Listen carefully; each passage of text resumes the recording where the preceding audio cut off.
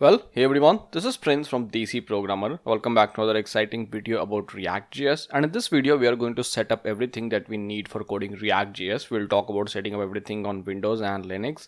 And we are also going to create a project. We'll run the project and we'll see what are the files that we get with a simple project.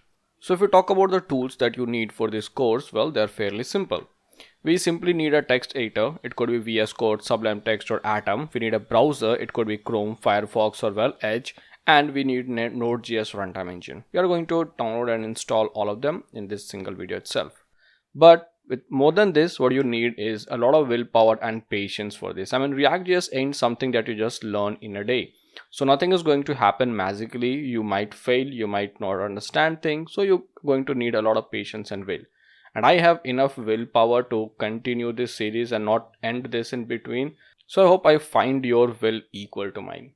And if you like this video, consider checking out Desi Programmer Pro, where you can find tons of courses and tech stacks which will help you with building your product or getting a job. Well, when it comes to Linux, remember Linux comes with different flavors and options, and since I can't record a video for all of them, I'll go with a very common one, which is Ubuntu. Now here, installing everything on Linux is actually far simpler than that of Windows. To install Node.js and npm, we will simply use sudo apt get install. We will use Node.js space npm. Hit enter and this will install both Node.js and npm for you. Enter your password, hit enter, and everything will be installed. Now since I have them installed already, I can simply use node --version and you will see I get Node.js, and I can use npm --version and I will get npm. Now talk about browser, you already have Firefox. If you want, you can install Chrome too. And if you want to install VS Code, you can simply use sudo snap install code, hit enter, and this will install VS Code for you. Now if you want to install Atom and Sublime, you can simply search tutorials. You can simply search that on Google and a latest video or blog will be available which will help you with the installation. Once you have all this installed, if you have output for Node version and npm version, you just need to create a project. Creating a project is simple. You can check that from the video from Windows installation, but you have to simply use a command which is npx, then create react app, and then Linux test, whatever your project name is. So npx create react app and then your project name. Hit enter and a project with this particular name will be created on your system and you'll be good to go. Well, so let's move forward and we will set up everything that we need for Windows. Okay, I'm using Windows 11. You could be using anything. It's not a big deal. Setting up stuff for React.js is actually simple. Just as I said, I need Node.js. So if you go to nodejs.org website, you have two options, a current version and a long-term support. Simply click on the LTS version and it will install. It will start downloading the installer for you. Next thing that we need is a text editor, and just as I said, there are multiple options available out there. You could be using Sublime Text or Atom or VS Code. Now if you want to follow along with me just the way I do everything in this tutorial, if you don't want to see any differences, then you could install VS Code. And not just that, VS Code is actually an amazing text editor. So simply click on download for Windows and the download will be initiated. Once you have done that, we will get these two files, VS Code user setup and a Node.js. So simply double click on the Node.js file to start installing it, and you will find this Node.js setup wizard. It might take a minute where it will say that it is computing space requirements. Once you have this wizard, simply click on next. Then I don't want to change anything. I have this installed. You won't see this option. You can simply click on next. Then here it will ask you what are the things that you want to install. We are okay with all of them. Simply click on next again. Here it will ask you if you want to install Chocolatey along with it. I don't want to do that, so I won't select this. We'll simply click on next. Now if you click here, it will start installing Node.js for you. For me it's changed because I already have Node.js installed. For you it will be next. Simply click on next and Node.js will be installed for you. Soon Node.js will be installed on your system. Then double click on the VS Code user setup file. Here accept the agreement, click on next, and just make sure that all these three options are checked in for you. If they're not, check in manually. If you want a desktop icon, you can check this one too. Just make sure that these three options are checked in because it's really necessary. Then click on next and you can simply click on install here and it will be installed on your system. It's very simple. Once you have done both of these, once you have installed Node.js and VS Code, we will close everything that we have. I'm going to close this. And just make sure that if you have any CMD or terminal opened up, you close that, because if you don't do that, cell won't be refreshed, path variables won't be refreshed, and you might see an issue. Since I don't have any of them opened up, I will now launch my terminal again. And here, if I now type node double dash version, then you can see we have a Node.js version available. If I type npm double dash version, now I have an npm version available. This means I have Node.js successfully installed on my system and I have npm successfully installed on my system. You can also simply search for code and it will show you this option of VS Code, which means you have successfully installed VS Code too.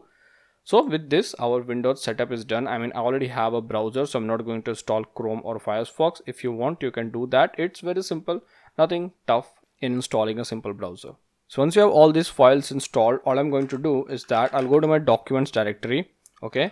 And here what we are going to do is that we are going to create a project. So to create a project in React.js, we use a command which is npx.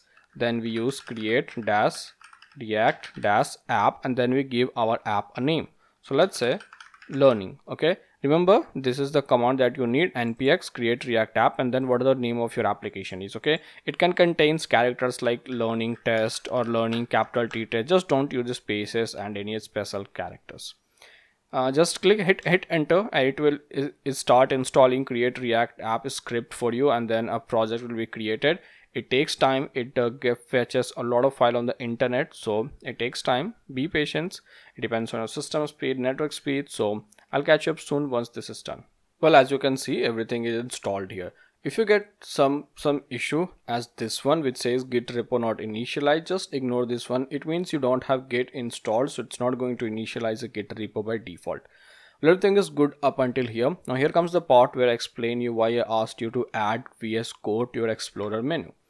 What basically beginners do is that once they create a project and it says, hey, use npm start. Anyone who is teaching React.js will say, okay, you have created a project, now simply use npm start to run the project. But it won't run because you have created a project in a particular directory, and if you're not in that directory, it's not going to work. So to do that, what we do is that first you have to check which directory it is. For example, it is learning, and here as it said cd learning. So if you know commands, you can simply use your terminal to navigate to there. So I can go to some cd learning, and now I'm inside this entire project. Or if you don't know how to use terminal, that's completely fine. You can simply go to your file explorer. There, just as I just said, I was in my documents folder, and here is this project which is learning. And if you open your project, you will see a couple of files, node modules, public src. It means this is your project. So we'll go back again, and this is the folder where we have all these files. So you will right click on it, and you will get this option which says open with code. Now the best part about this option is that once you click on it, it will open this particular folder in code. Click on yes, I trust the others, and there you go. Now you have your entire project up and running in VS Code, and you can simply use Control plus tilde. Tilde is the button which is on top of your keyboard. It's with escape button. And now here you have a terminal. It will be on the same path where your project is. So you can simply use npm start and everything is going to work like a charm. So that was all about installing everything and creating a project for React.js. Now it doesn't matter whether you have used a Linux operating system, a Mac OS, or a Windows operating system to create project for React.js. You will get the same bunch of files that we have right here. So let's try and understand what these files have and what we do in them. So let's get started with from the bottom. You have a readme.md file, which is simply a file with the markdown. Here you can write anything that you want to write. So basically when you deploy your project to Git, this is the thing that's displayed on the main page. So if you're writing something beautiful, if you're writing something about how to install this project or what this project does, how you created this project, what are the things that you want to do in this project and things like that, people can read it. It will be nice formatted. Just as you can see, this is the preview of everything that it is written here. This is how you can use npm start to run a project. You can use npm test to test a project. You can use npm run build to deploy this in production. You can just do this on your own. I can do something like, hey, Desi programmer project, or let's say React tutorials, and you can read this on Git repo. So this is a file that, well, we are not going to touch a lot. Then you have a package.json file, which is pretty interesting. This package.json file has all the information about dependencies that you're using for this project. If you take a look at this file, you have a name, which is our project name. We have a version, it's private. Here we have a dependencies array. So it basically says these are the dependencies on which my project depends. So if you have a package.json file and if you send your friend this project, then your friend can simply use npm install, and based on this package.json files, everything will be installed. Every time we add a add something to our project. For example, if I want to use icons, I might add React icons. So every time I do something like npm install React icons, React icons along with its version will be added here in the dependencies. So that's what package.json file does. And if you're familiar with Node.js and JavaScript, which I already asked you to be, then you already know what this is, right? These are a couple of things that you don't usually use, but we usually just see the dependency array. So you don't have to play with this. You just look at this file. If you have this, you're good to go. Then we have a package-log.json, which basically contains information about these dependencies only. It's just that it's more detailed about what these dependencies are, then what these dependencies depend on, from where you have to fetch these dependencies, and a lot more stuff. We don't care about, we don't even look at these files.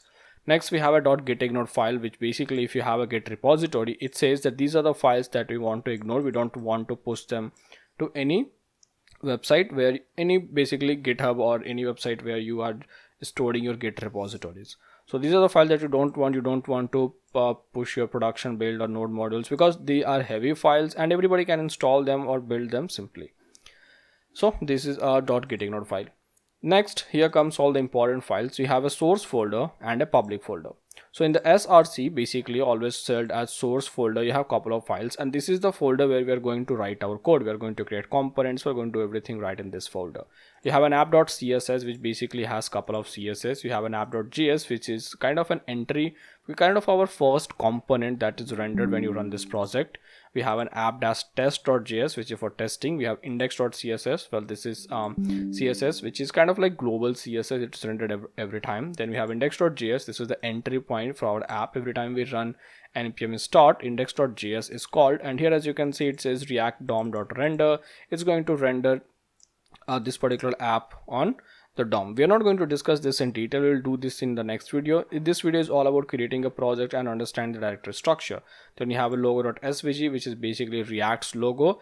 You have a report web vital, which will report a couple of things, and then you have a setup test. So basically in this file too, all that we care about is app.js, app.css, couple of times about index.css too, and very rarely about index.js. Then in the public folder, you can see we have a couple of files here. It's favicon.icon, ICO. Then we have index.html, we have two logo, we have a manifest.json, and we have a robots.txt. This index.html file contains basic markup. Here there are a couple of things which basically you might already know in your head. We have meta tag, we have a link for our favicon, then we have theme color, viewport and stuff. What's important in this file is to notice this division, which has an ID of root, and this no script, which basically says you need JavaScript to run this particular application. We'll come back to this and we'll understand this in detail, what this division root does and why it's very necessary for our project. Then you have logo, which you can simply replace with your own logo. There is a manifest.json, which is basically used to create a PWA from this application. It's very good. You can simply just replace your own name, your own short name you can replace with your own icons, and you're good to go. And robot.txt is obviously for SEO bots and indexers to index this website accordingly. Now this folder too is very important. We don't make changes to this folder, but it's very necessary for the build. Last but not the least, we have a node modules folder, and this node modules folder contains all these dependencies that we have installed. So every time we add or install a dependency, it will be added to this node module, and this is really huge folder. This is what contains every dependency. So every time you're sharing this code with your friend, you can simply delete this node modules folder. Then you can send this project, and your friend can simply use npm install to simply install this project. The same thing happens if you are copying any of my code from GitHub. If you're cloning it, I'm not saying you're copying it. If you grab any of my code from GitHub, then you will see that it doesn't contain a node modules folder. So you can't simply run npm start. You have to use npm install. It will install everything that I have installed in my project automatically, and then you'll be good to go. So these are all the files that we get with a React project. Now I can simply start my terminal, and I'm in the same directory where my project is, and I can simply use an npm start to start the project. It might take some time, just couple of seconds, and then this basic React app will be started. This is the basic React app that we get. It simply has a React logo spinning in the center, and then it says, hey, edit app.js and reload to see the changes, and that's basically true. If I go to app.js and if I just remove this entire p which says edit and refresh. I save this and now that's gone. So this is what we are going to do from the next video. We are going to understand everything in detail. This was all about setting up everything that we need on Windows or Linux, creating a project, understanding the file structure, and running the process successfully to show you that you have done everything that's needed to, well, get started with learning React.js.